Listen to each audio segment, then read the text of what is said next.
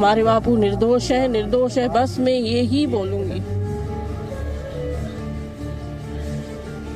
इज्जत बरी की उम्मीद थी। ये सारा जाल बिछा के हमारे बापू को फंसाया गया है। और जो एक ढोंगी बाबा है उनसे दूर होने का प्रयास किया। उन्होंने हमारी पीड़ा समझी और हमें न्याय दिया।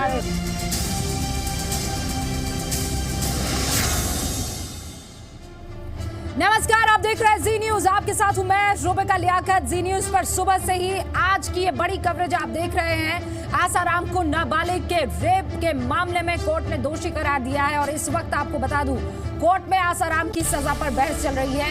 आसाराम को कम से कम 10 साल और ज्यादा से ज्यादा उम्र कैद तक की सजा हो सकती है।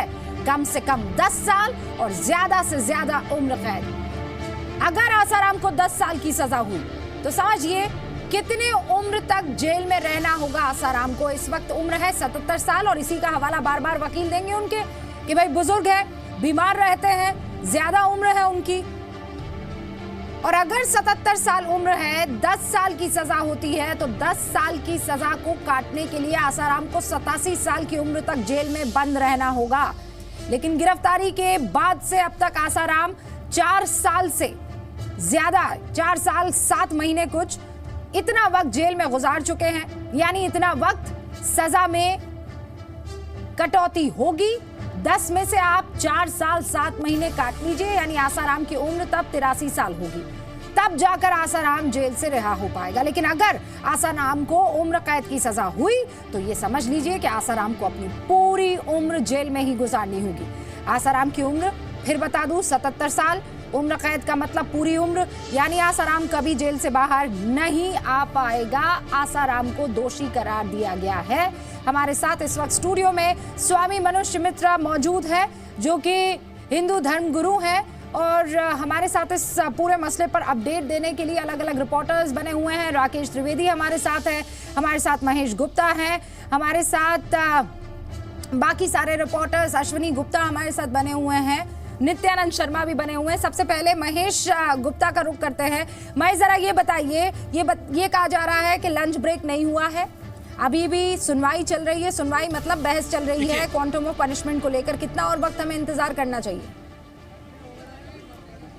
देखिए, ये दिल्ली के अंदर लंच ब्रेक होता है, जोधपुर में लंच ब्रेक नहीं है, क्योंकि यहाँ पे अदालत सुबह 7:30 बजे लग जाती है। दिल्ली में 10 बजे और 10:30 बजे लगती है। यहाँ पे 7:30 बजे अदालत लगती है और 12:30 बजे और 1 बजे तक सारा काम खत्म हो जाता है। इसलिए लंच ब्रेक का यहाँ पे इशू नहीं है, क्योंकि ये बड़ा मामला है। स्पेशली जो है जज कोर्ट कहते हैं कि कोर्ट जो जेल के अंदर लगी है, पूरा अमला वहाँ पे लगा है, सारे ऑफिसर्स वहाँ पे आए हैं। तो जजिस का भी है कि मंशा है और पुलिस की भी और प्रशासन की भी कि इस मामले को आज ही जो है निपटा लिया जाए। इसी वजह से जब उनको दोषी ठहराया गया है इसमें आरोपियों को, तो उनको दोषी ठहराने के बाद दोनों पक्षों की बहस भी सुन ली गई है और अब जो है इसमें जो फैसला है, सजा पे फैसला, वो लिखा जा रहा है। और हम आपको और दर्शकों को बताना चाहेंगे कि जो आसाराम के ऊपर जितनी दफाएं थी उसमें मैक्सिमम दफाओं के अंदर वो दोषी करार दिए गए, जिसमें 3 दफाएं तो उम्र कैद वाली हैं। 370 सब सेक्शन 2 ये जो है कि ह्यूमन ट्रैफिकिंग होता है कि किसी बच्चे को, किसी महिला को या किसी बच्ची को आप गलत शोषण करने के लिए या फिर आप उसको जो है बाल मजदूरी कराने के लिए वो उसको कहीं से एक जगह से दूसरी जगह लाते हैं।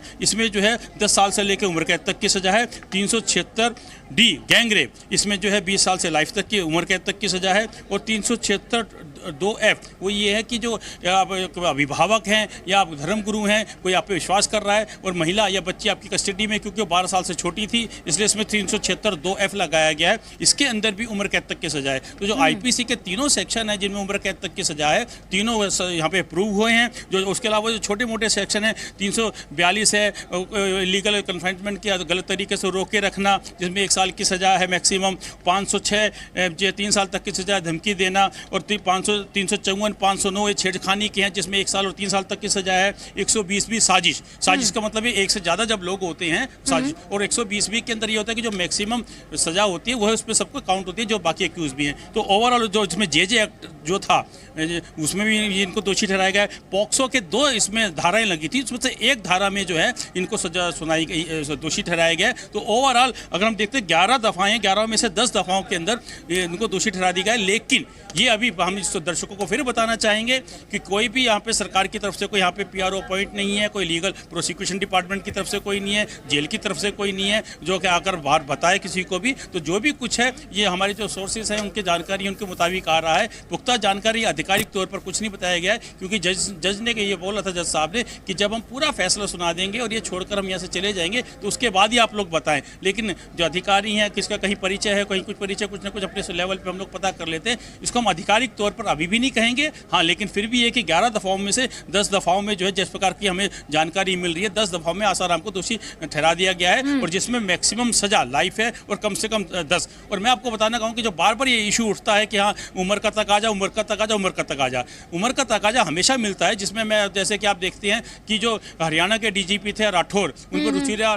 का एक केस था, बच्ची ने जो है आत्महत्या कर ली थी छेड़खानी की, तो सुप्रीम कोर्ट, लोअर कोर्ट से सजा हुई थी, हाई कोर्ट से सजा हुई थी उनको, जो हरियाणा पुलिस के DGP थे। लेकिन सुप्रीम कोर्ट ने यह कहकर उन्हें अंडरगोन कर दिया था, अंडरगोन के मायने कि जितने दिन जेल में रहे उसी में इनको छोड़ दिया है, क्योंकि उनकी उम्र काफी हो चुकी है। तो काफी उम्र का फायदा मिलता है। उसके अलावा जो DGP पंजाब के थे KPS गिल, उन्होंने 21 महिला को छेड़ा था, लोअर कोर्ट से सजा हुई थी, हाई कोर्ट से सजा हुई थी, सुप्रीम कोर्ट से भी सजा हुई, लेकिन सुप्रीम कोर्ट ने भी उनको ये कहकर छोड़ दिया था कि इनकी उम्र 17 साल से ज्यादा है। अंसल बंधु को देखते हैं उपार केस के अंदर दिल्ली में, जिसमें 59 लोग मारे गए थे उपार सिनेमा के अंदर, उनसे उनको भी लोअर कोर्ट से और हाई कोर्ट से जब सजा हुई, सुप्रीम कोर्ट ने भी उनको ये कहकर कहा कि अंडरगोन किए, काफी बुजुर्ग हो चुके हैं, जो जितनी सजा इन्होंने जेल में काटी है उसको पूरा मान लिया जाए। लेकिन ये केस उससे अलग है।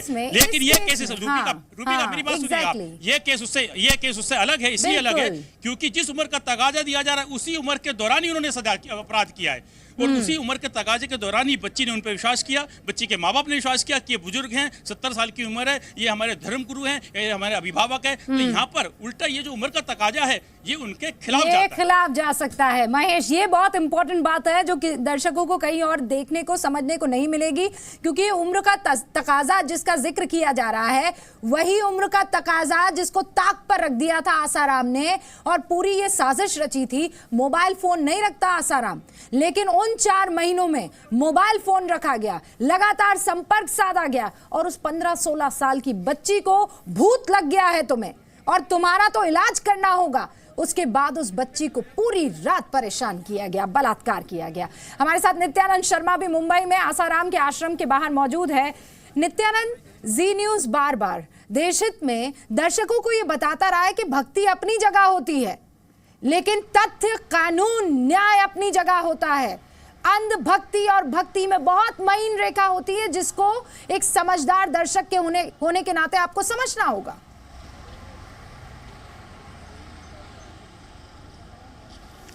जी बिल्कुल, आप देख सकते हैं यहाँ अब भी अंदर जो है हवन का कार्यक्रम जो है वो लगातार जारी है। आप देख सकते हैं समर्थक बाहर खड़े हुए, और लगातार जैसे ही ये सूचना मिली लोगों का आने की जो है वो शुरुआत हो चुकी है। इस वक्त हमारे साथ ऐसे ही इनके भक्त हैं, सीधा मुनि से जानते हैं। ये बताइए, दोषी करार दिया है उन्हें? देखिए, हमें पहले तो सभी को हरिओम। हमें भारत के संविधान पे पूरा भरोसा है, हमें हमारे देश की न्यायपालिका पे पूरे नहीं, न्यायपालिका ने ही दोषी करार दिया। जी हाँ, लेकिन इसके बाद भी न्यायपालिका, इस देश के संविधान ने हमें और भी हक दिए हैं। हम हमारी लीगल टीम से पूरी टच में हैं। हम जब तक उनसे सलाह मशवरा नहीं करेंगे हमारे एडवोकेट से, उसके बाद ही हम हमारी प्रतिक्रिया कुछ देंगे। फ़िलहाल हम सभी शांत रहकर, हमारे देश के संविधान पे पूर्ण हमें भरोसा है।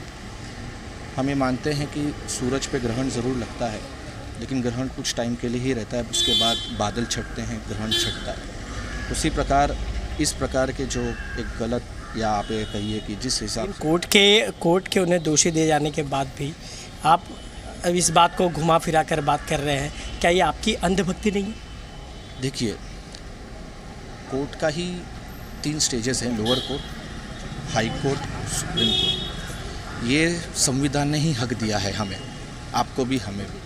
तो जब तक हम हमारे पूरे लीगल राइट्स एक्सरसाइज नहीं कर लेते, तब तक हमारा ये विश्वास देश के न्यायपालिका पे और हमारे गुरुदेव पे जारी रहेगा। गुरु के ऊपर ज़्यादा कितने दुखी हैं?